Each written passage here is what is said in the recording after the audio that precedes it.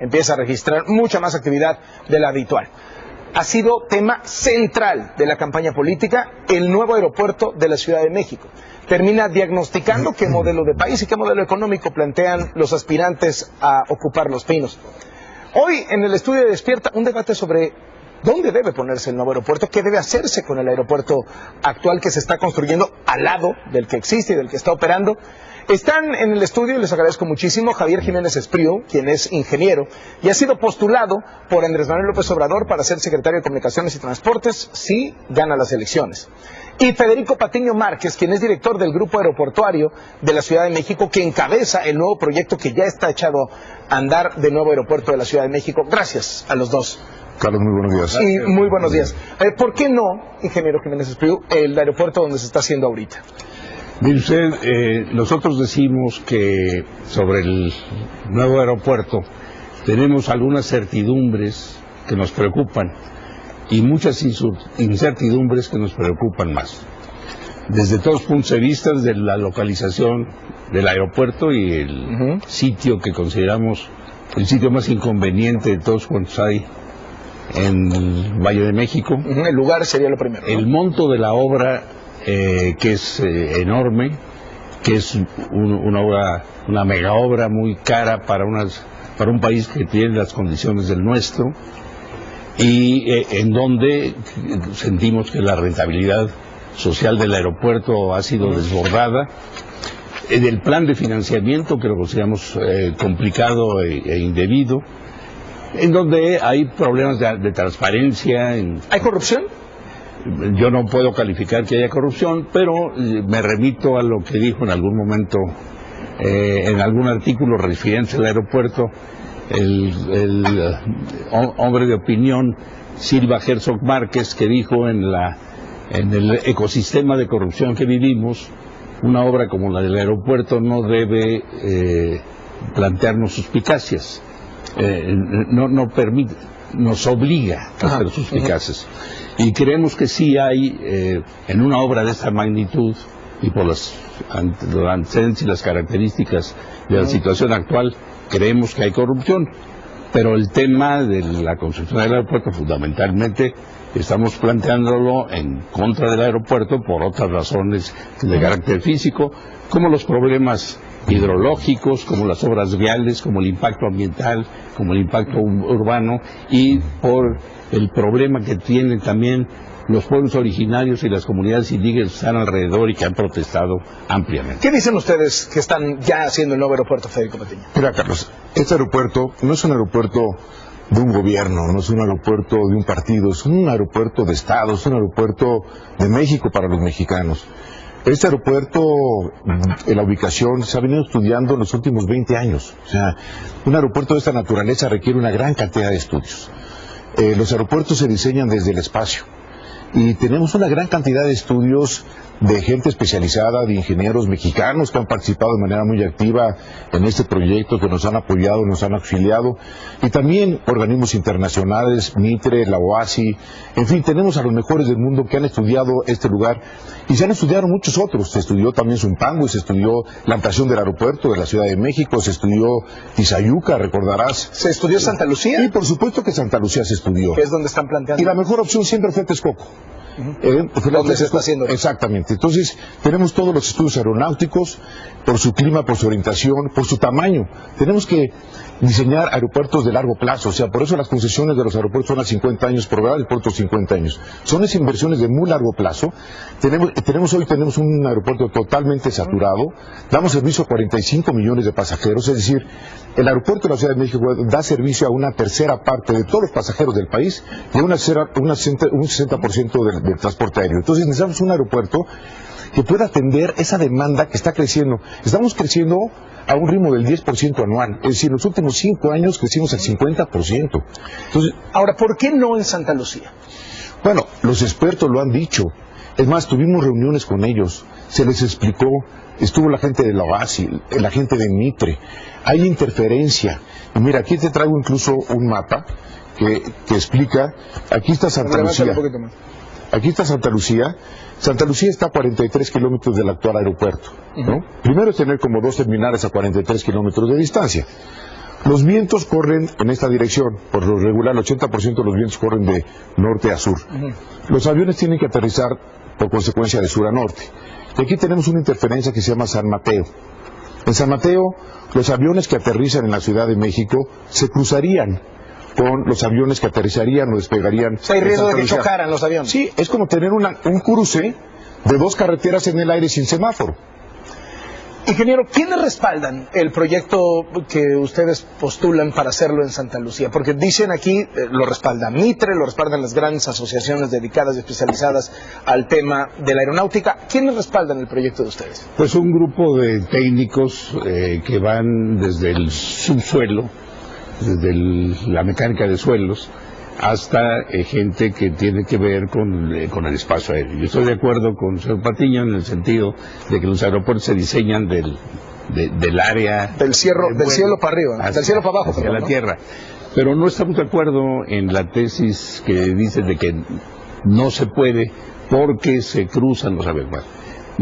No se cruzan los aviones, estamos hablando de una situación que se presenta en este esquema, pero que no tiene que ver con lo que puede significar otra alternativa. Miren, los ingenieros, lo he dicho en muchas ocasiones, consideramos que no existe obra de ingeniería imposible, pero sí hay obras de ingeniería incosteables. Y esta, la del nuevo aeropuerto, es una de ellas. ¿Por qué no chocarían en el aire si se da este cruce? Mitre dice que las trayectorias, los patrones de descenso y ascenso, no se cruzan, sino que se plantea una distancia, las distancias aeronáuticas para aterrizar o para despegar, que se cruzarían, llamémoslo así, a 800 pies de distancia. Pero eso estamos considerando que con las condiciones actuales y con el borde de San Mateo. Pero hay otras alternativas aeronáuticas que permiten salvar esos problemas. Y estamos nosotros... ¿Sería qué, por ejemplo? Otro borde. ¿Otro qué, perdón? Otro borde, además del de San Mateo. Otro sistema de control. Mire usted, nosotros planteamos, también como ingenieros, que si bien es cierto que puede hacer cualquier obra, también somos conscientes de que para un problema no existe nada más una solución. Hay varias soluciones, unas tienen unas ventajas y otras. Pero la obra del actual aeropuerto, que es enorme, que es carísima, que ha incrementado sus costos, y después platicaremos si ustedes gustan sobre esto, está de natural, porque por la orientación de las pistas para que no se crucen, está cancelando el actual aeropuerto y la base aérea de Santa Lucía. Estamos tirando a la basura, en un país como el nuestro, lo que van en las instalaciones del actual aeropuerto.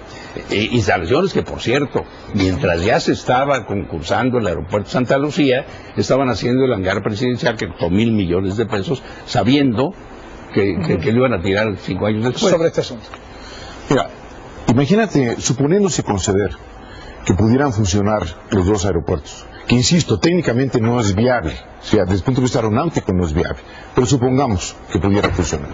Es como tener dos terminales a 43 kilómetros de distancia. Es decir, lo que propone el equipo de López Obrador es que el actual aeropuerto sea una terminal nacional, o sea, para vuelos nacionales, y la de Santa Lucía para vuelos internacionales. Es decir, eso es lo que dice, bueno, es lo que a nosotros nos han comentado, y es más, en el libro de López Obrador así lo señala. Así se planteó en un momento, pero no es el caso. Bueno, entonces imagínate, independientemente de eso, si lo que se necesita es un solo aeropuerto. O sea, lo que dicen es alguien que viene de Mérida porque se quiere ir a Europa, aterrizaría en un aeropuerto y tendría que recorrer 43 kilómetros para irse a otro. Imagínate, sí, exactamente, sí. Imagínate lo que sucedería. Una persona que va, digamos, de Los Ángeles a Oaxaca, un turista que quiere llegar a Oaxaca y viene de Los Ángeles, volaría primero a Tizayuca, luego sale del aeropuerto de Tizayuca, no sé cómo se iría al aeropuerto actual, no sé si en camión o en taxi o en automóvil, no sé cuánto tiempo le llevaría, son 43 kilómetros, tomaría su vuelo del aeropuerto actual a Oaxaca. ¿Sabes qué va a pasar con ese turista? Va a ir a Oaxaca. ¿Qué dice sobre esto, ingeniero? No, sí, efectivamente hubo un planteamiento de que un aeropuerto tuviera vocación nacional y otro internacional. No es el caso. Ambos aeropuertos... Pues originalmente sí lo había dicho así López Obrador. Sí, se había planteado hace tiempo. Pero mire usted, esto que dice dos aeropuertos, uno está allá y otro está acá, es muy raro encontrar. Sí hay un par de situaciones en donde se satura, somos conscientes de que el aeropuerto está saturado y hay que darle una solución al problema aeroportuario del Valle de México. Pero eso de que vamos a hacer un aeropuerto y cancelamos el otro, eso no se da en ningún lado. En París, cuando se satura Le Bourget, hacen Orly, cuando se satura Orly, hacen Charles de Gaulle, y funcionan los tres. Y cuando un pasajero tiene que ir de Orly a Le Bourget, pues, o a Charles de Gaulle, pues toma un camión o el metro, en fin, los sistemas de transporte. O sea, en Tokio hay 2 aeropuertos, en Nueva York hay 3, o hay 16, y así sucesivamente. Entonces, eso no es una... ¿Qué dices? Lo ideal es tener un solo aeropuerto, un solo hub. Es decir, mira, te voy a dar un dato. El 80% de los pasajeros, según IATA, que es la organización que aglutina a todas las aerolíneas a nivel mundial, el 80% de los pasajeros seleccionan a qué aeropuerto aterrizar para conectar en función al tiempo de la conexión. Es decir, la conectividad ideal oscila en los vuelos internacionales entre 45 minutos y 1 hora. Y las conexiones nacionales entre 30 y 45 minutos. Así está diseñado nuestro aeropuerto. Es decir, es el propio pasajero el que selecciona a qué aeropuerto conectarse, país. Entonces, el aeropuerto de la Ciudad de México está diseñado de esa manera, para tener un solo aeropuerto, que es lo más eficiente. Ojalá todos los países quisieran tener un solo aeropuerto, muchas veces no es posible, sobre todo por la superficie. Tiene 5.000 hectáreas. ¿Dónde tiene 5.000 hectáreas donde te caben 6 pistas? Y el aeropuerto está diseñado a largo plazo. Está diseñado por etapas. La primera etapa considera 3 pistas, una terminal para dar servicio a 70 millones de pasajeros. Prácticamente estamos duplicando la capacidad que tenemos en el actual aeropuerto. Y será el primer aeropuerto que tendría una triple operación simultánea. ¿Qué quiere decir esto? Que vamos a poder utilizar las 3 pistas al mismo tiempo. Pero para utilizar 3 pistas al mismo tiempo requerimos espacio. Necesitamos tener 1,5 kilómetros entre pistas. El actual aeropuerto tiene 2 pistas, pero tiene 330 metros de distancia entre pista y pista. Por lo tanto, no se pueden utilizar de manera simultánea. Entonces, lo que se necesita es precisamente un aeropuerto que sea muy eficiente, donde puedas conectarte. Eso es conectividad, venir de todo el mundo y salir a todo el mundo. Un par de cosas que han quedado sobre la mesa. Primero, que se hunde el nuevo aeropuerto. A ver, se han hecho, insisto, todos los estudios. Tenemos al Instituto de Ingeniería del UNAM, hemos contratado a los holandeses, el Nederland Consulting, que son de los mejores. Han hecho más de 400 aeropuertos a nivel internacional, en suelos incluso más complejos que este. Es decir, tenemos a los ingleses, tenemos a los mejores ingenieros que nos han venido asesorando, que han detectado y han hecho pruebas en el sitio. Es más, te voy a dar un ejemplo. A ver, el sitio, permítame, más ingeniero, el sitio del actual aeropuerto es exactamente igual al del nuevo aeropuerto y lleva 65 años operando. Él hizo una pregunta, Carlos. ¿Se hunde o no se hunde? ¿Se va a hundir o no se va a hundir su aeropuerto? Esa región se hunde parejo, igual que todos, igual que toda la zona metropolitana. Entonces se va a hundir. Y uno de los problemas que hay es no solo el polígono del aeropuerto y el tema del aeropuerto, que hoy nos dicen que tiene el mismo precio que hace 4 años que lo plantearon, que son 13.300 millones de dólares para la primera etapa. Y nos dicen que vale lo mismo, cuando antes eran 100, se inaugura, se plantea primero con 120.000 millones de pesos, pasa a 169.000 y hoy vale 250.000. ¿Por qué ha habido este aumento? Porque ha sido un punto que... No, mire, a ver, vamos a poner un contexto. Digo, el construir un aeropuerto no es como construir una carretera.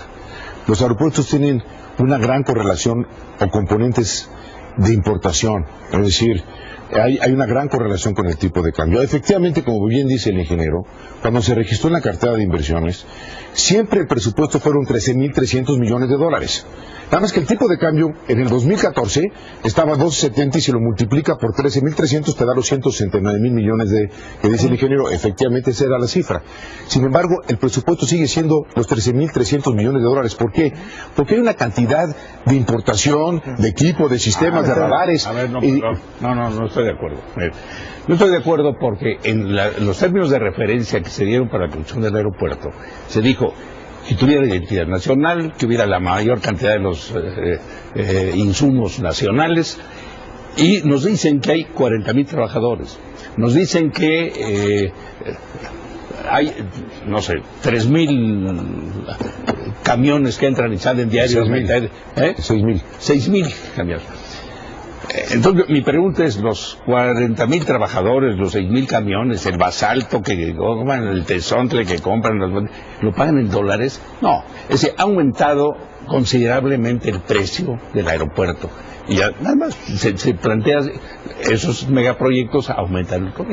Pero mi pregunta es esta, ¿dónde está el estudio de rentabilidad social del aeropuerto que debió haber hecho la Secretaría de Hacienda a un precio determinado y cómo está rebasado? Mire, hace poco el IMCO sacó un estudio sobre el tren Toluca-México.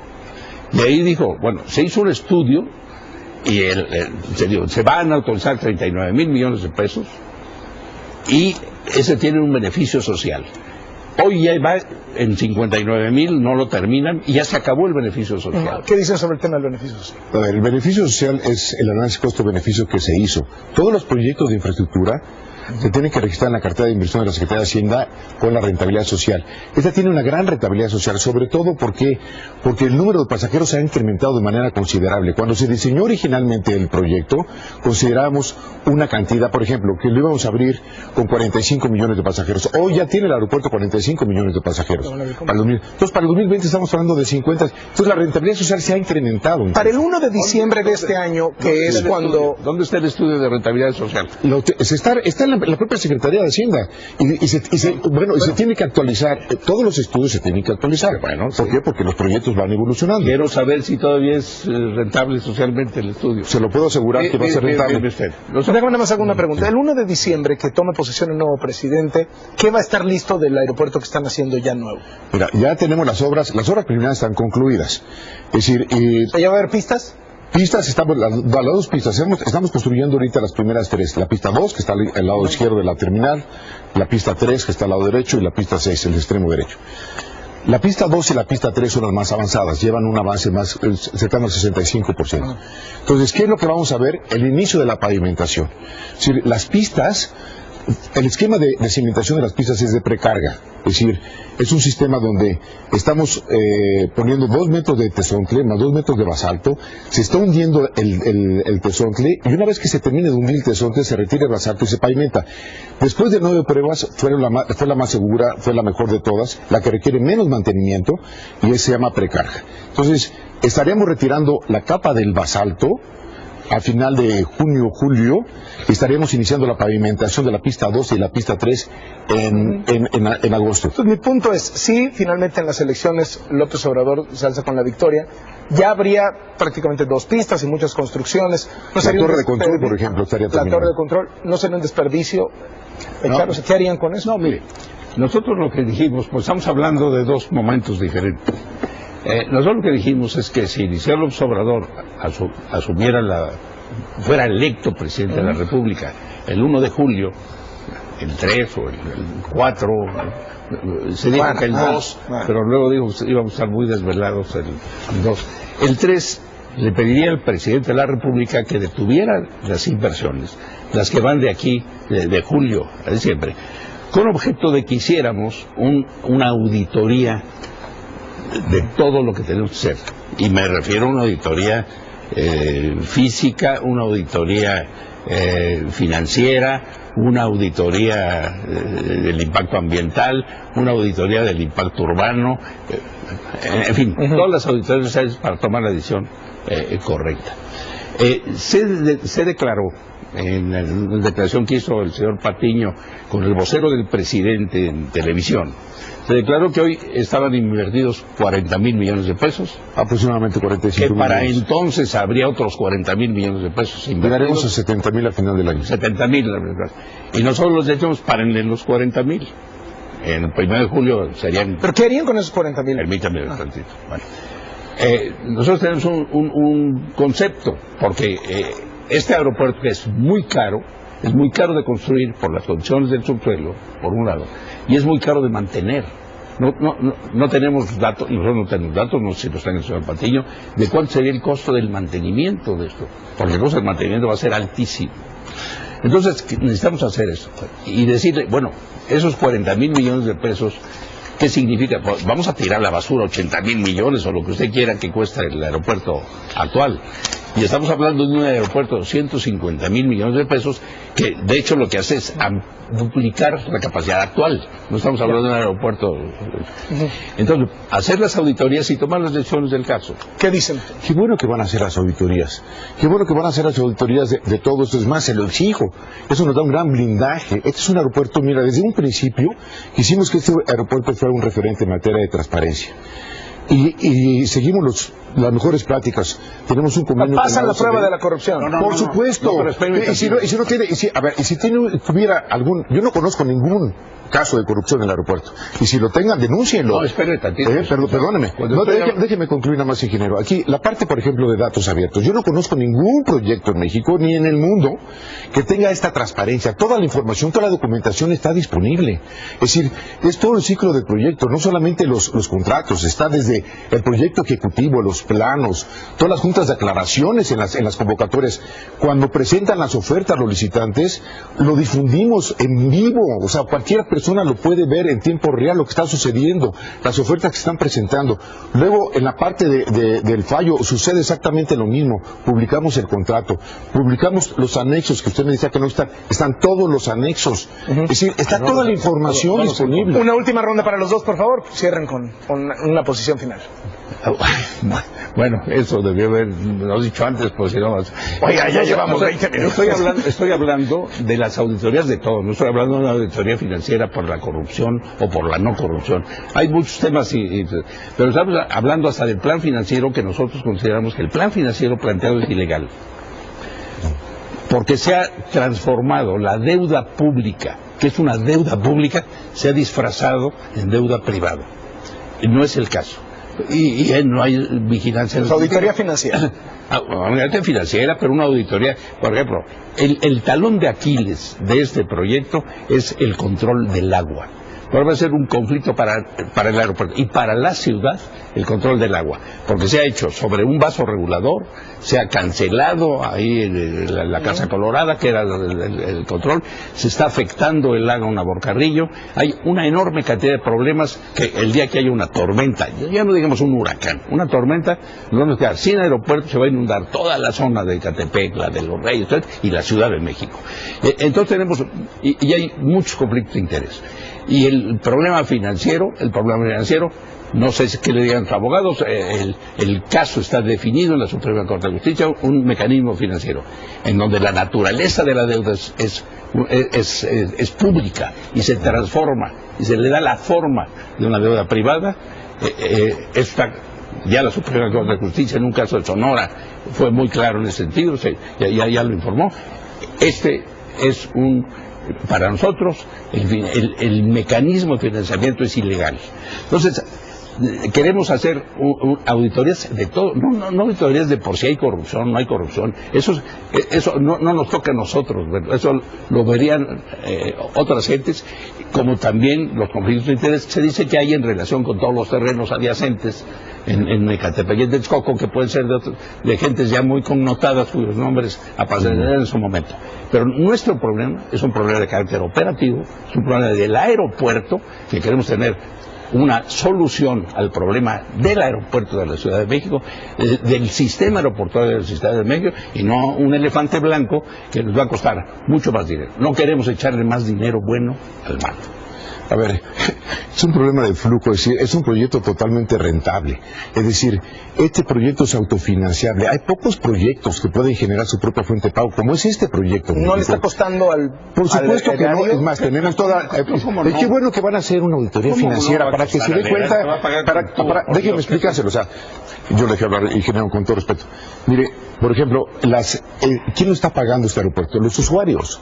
No es una tarifa que paga aquel que no utilice el aeropuerto. Somos nosotros los usuarios, y por eso la tarifa de uso del aeropuerto que pagan los pasajeros que despegan fue para que cobran el para eso, para la ampliación, para la modernización, para las mejoras de los aeropuertos. Es una tarifa, por eso es tarifa de uso del aeropuerto.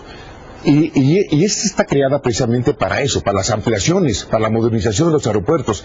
Y le doy casos. En el caso de Panamá, por ejemplo, acaban de subir la TUA para la construcción de otra pista. En el caso de París, usted lo conoce muy bien, en el caso de Charles de Gaulle, también incrementar para la construcción del ferrocarril que va de París al aeropuerto. Precisamente para eso es, para que los propios usuarios puedan, y yo estoy muy orgulloso del financiamiento realmente porque han sido colocaciones a muy largo plazo, en condiciones extraordinarias, históricamente hablando, a tasa fija, y tenemos el 70% ya financiado con el sector privado. Y el otro 30%, que es el accionista, que es el gobierno federal, lo está aportando con recursos del presupuesto. El 30%, es decir, 30 centavos de cada peso. 30 centavos de cada peso que también se va a recuperar.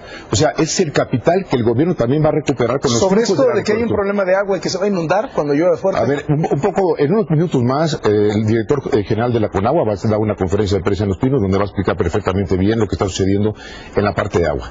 Se lo puedo resumir, te puedo resumir, Carlos. La inversión que está haciendo Conagua es cerca de 20,000 millones de pesos. Hay 8 ríos que desembocan al lago de Texcoco. Ya terminó en un gran canal que va a recolectar el agua de esos ríos y se depositan en vasos reguladores son lagos que están en la cercanía del Nahor Carrillo, y a través de esos vasos reguladores se bombea luego al Dren General del Valle y es como se desahoga todo el flujo del agua de esa zona. Les agradezco muchísimo a los dos que nos hayan acompañado esta mañana. Ahí están las dos posiciones. Hay muchos temas técnicos que de pronto para alguien que no es especialista es un poco difícil de entender, pero creo que los puntos centrales están sobre la mesa y las dos posiciones están sobre la mesa, y yo les agradezco mucho su apertura para venir al programa y muy buenos días. Gracias, Carlos, muy buenos días. Gracias a los dos. Vamos al resumen.